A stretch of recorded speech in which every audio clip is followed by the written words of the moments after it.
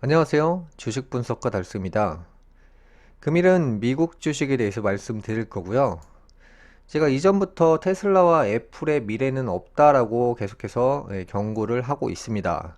그래서 이제 테슬라 같은 경우는 계속해서 이렇게 떨어지고 있는 중인데, 요즘에 이제 유튜브 같은 데를 보면 테슬라를 몰빵해서 파이어족을 꿈꾼다, 이런 의견을 제시하시는 분들이 여전히 많더라고요.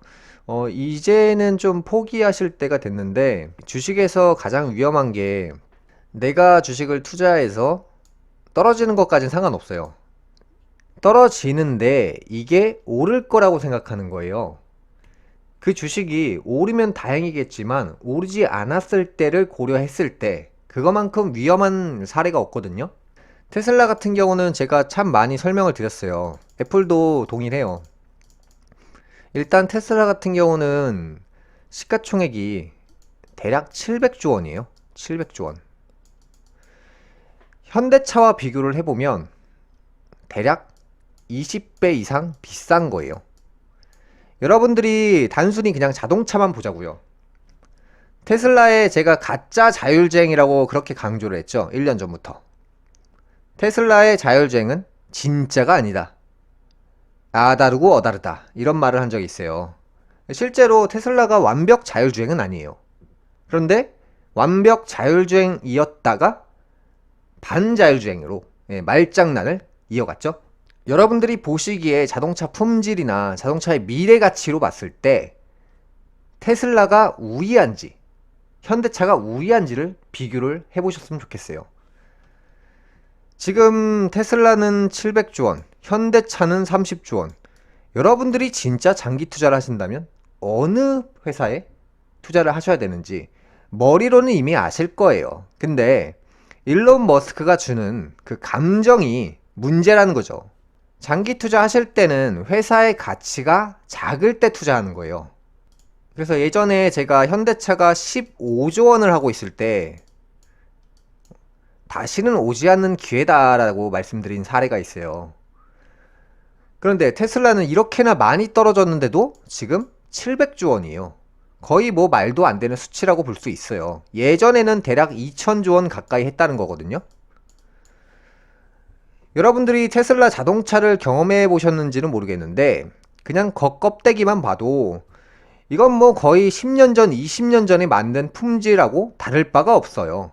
내장재 같은 경우도 일론 머스크가 말을 잘해서 그렇지 프로그램을 선도하는 그런 기업이어서 그렇지 사실 이게 시간이 지나면 지날수록 예를 들어서 애플이 스마트폰을 선도하는 기업이었잖아요. 삼성 핸드폰을 그렇게 높게 치진 않았어요. 그런데 이제 시간이 지나고 보니까 사람들이 갤럭시를 쓰는 사람들이 점점 많아진다는 거죠. 만약에 삼성전자가 미국의 태생의 기업이었다면 애플을 사용하지 않고 대부분이 삼성을 사용했을 거예요. 그건 테슬라 역시도 마찬가지예요. 미국 기업이라는 이미지, 그 다음에 미국이 주는 혜택이 그만큼 영향력이 엄청나다는 거죠. 한국 기업 같은 경우는 지금 계속해서 우상향을 하고 있고, 그 다음에 대표팀 같은 경우도 16강에 진출을 했잖아요. 한국 연예인들 같은 경우도 계속 우상향을 하고 있어요. 그래서 외국인들이 한국인들 동경하는 사례가 굉장히 많아지고 있죠. 그게 뭐냐면 장기적으로 봤을 때 한국 기업들은 결국에 우상향을 하고 있다, 이렇게 볼 수 있어요. 여러분들이 장기 투자를 진짜 원하신다면 사실은 미국 주식을 버리고 한국 주식에 투자하는 게 맞아요. 미국 주식의 지금 가격은 너무나도 비싸거든요.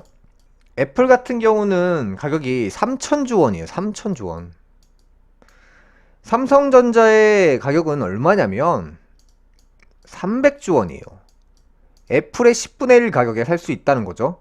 그러니까 상대적으로 미국 주식에 비해서 한국 주식은 너무나도 어느 기업을 다 갖다 대입을 해도 저렴하다는 거죠.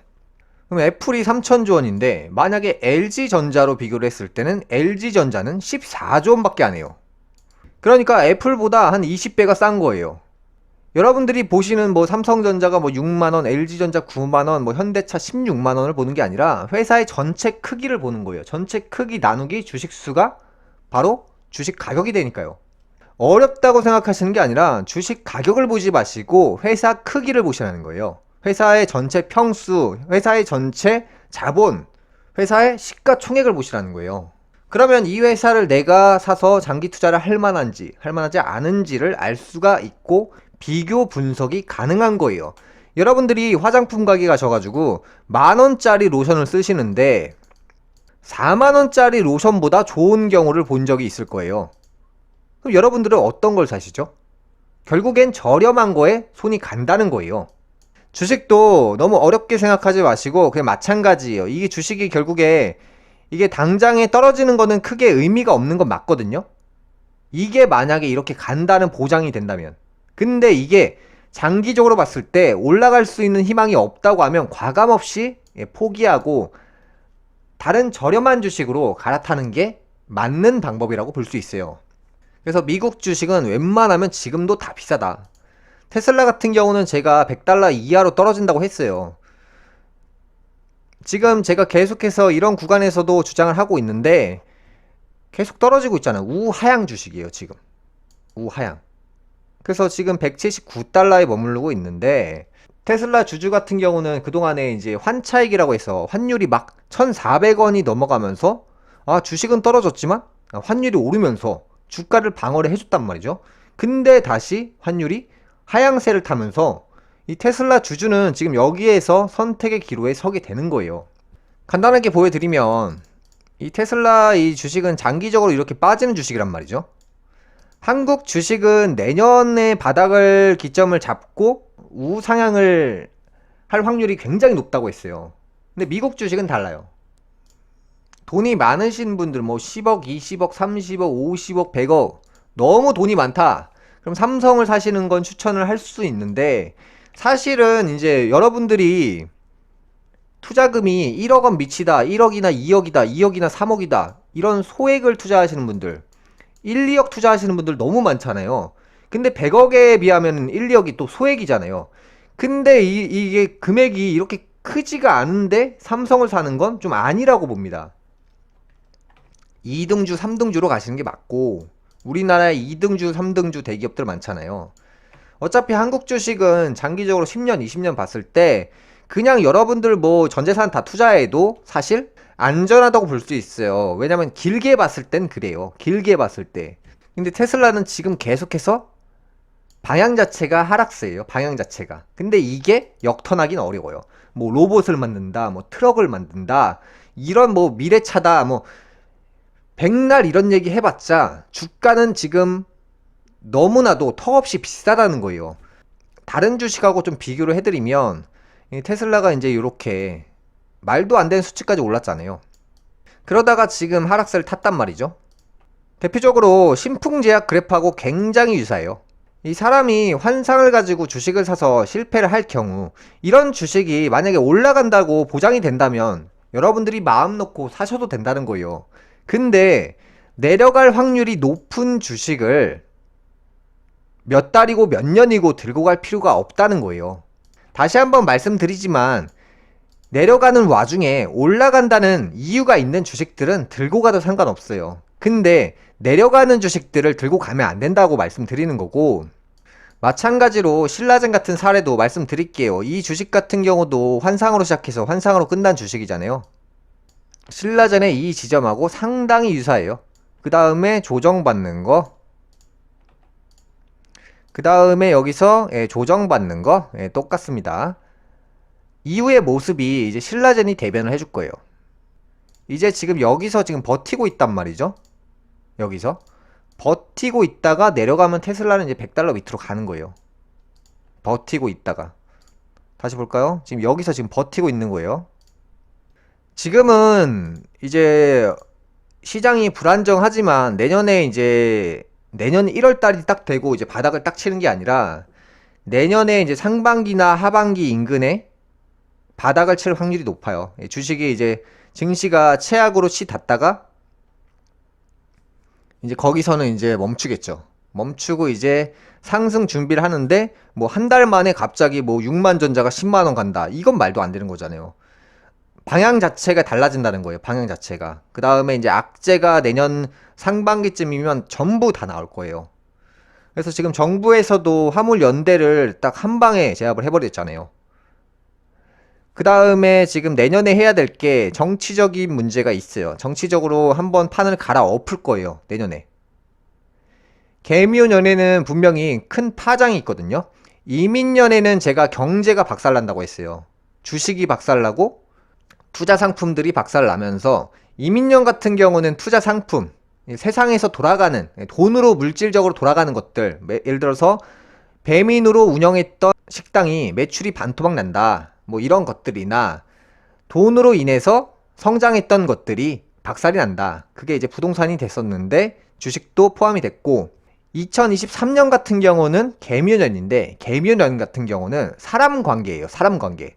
사람 관계가 박살난다는 거예요. 이제 전체적으로 봤을 때는 가장 중요한 축이 정치적으로 볼 수 있거든요. 정치적으로 블루와 레드가 본격적으로 한 판을 붙어서 한쪽을 제압을 해버린다 이렇게 나와요. 그렇고 여러분들의 이제 인맥 관계들이나 뭐 사회생활이나 친구나 이런 관계들이 크게 봤을 때는 이제 보수적으로 바뀐다는 거예요. 불필요한 사람들하고 이별을 한다고 볼 수 있고 정치적으로 봤을 때는 이제 불필요한 사람들이 그 자리에서 내려온다고 볼 수 있어요. 이제 중요한 게 항상 이 시대가 처음으로 흘러갔을 때 세상의 모든 만물이 추락을 하고 그 다음에 인적 자원, 사람 관계가 박살이 나요. 그 다음부터가 성장을 하는 거거든요, 순서가. 정치적으로 여러분들이 보실 때 누군가가 계속 공격을 받고 그 사람이 그 자리에서 내려오는 모습을 볼 수가 있다. 그런 걸 보면서 이 시대가 이제 오르막을 타겠구나 이렇게 예상을 하시면 돼요. 예전에 제가 이제 힌트를 드렸을 때 이제 이 경제가 바닥을 치는 징조가 첫 번째로 유가가 상승을 하고 다시 내리막을 탈 때, 그 다음에 두 번째가 달러가 상승을 하고 내리막을 탈 때예요. 이 조건은 지금 다 나왔죠. 그 다음에는 이제 정치적으로 사람들이 한 판을 붙을 거예요, 제대로. 이게 끝나면 경제는 순탄하게 오르막을 탄다는 거예요. 그러니까 제가 보는 관점은 딱 여기까지고요. 여러분들이 투자하실 때 지금은 미국 주식보다는 한국 주식을 택하셔야 되겠고, 지금 돈 있으시면 최대한 마련하셔가지고 한국 주식에 계속해서 모아가는 전략을 이제 지금이 아니라 이제 내년 상반기가 지나면서부터 공격적으로 투자하셔도 됩니다. 금일 방송은 여기까지 하겠고요. 시청해주셔서 감사합니다.